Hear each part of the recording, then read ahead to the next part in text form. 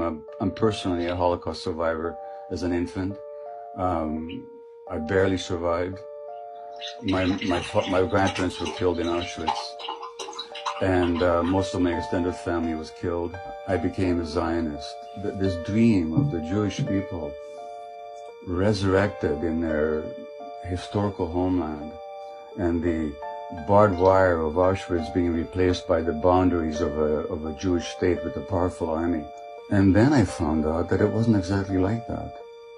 That in order to make this Jewish dream a reality, we had to visit a nightmare on the local population. And there's no way you could have ever created a Jewish state without oppressing and expelling the local population. Jewish Israeli historians have shown without a doubt that the expulsion of the Palestinians was persistent, it was pervasive, it was cruel, it was murderous, and a deliberate attempt. So that's what's called the Nakba in Arabic, the disaster or the catastrophe.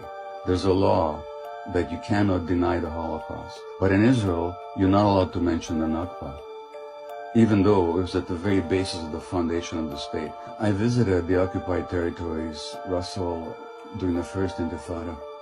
I cried every day for 2 weeks with what I saw.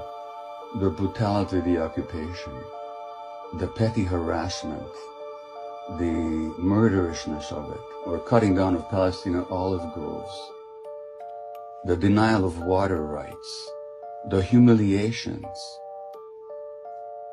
And this went on, and it's much worse now than it was then. It's the longest ethnic cleansing operation in the 20th and 21st centuries. I could land in Tel Aviv tomorrow and demand citizenship under the law of the right of return. But my Palestinian friend in Vancouver, Hana Kawas, who was born in Jerusalem, can't even visit. Now, if I have the right of return after 2,000 years, how come Hana hasn't got the right to return after 70 years? So then you have these miserable people packed into this horrible, people call it the world's largest outdoor prison, which is what it is. You don't have to support Hamas policies to stand up for Palestinian rights.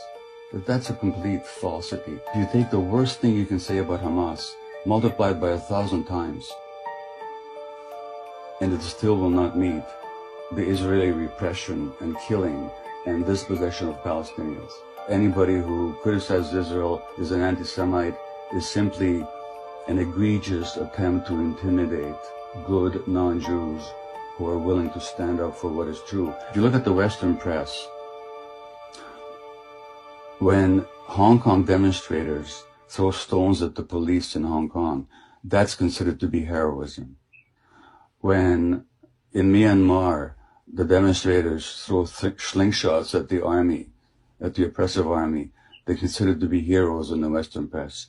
When Palestinian kids throw stones at the Israeli soldiers, they're called terrorists.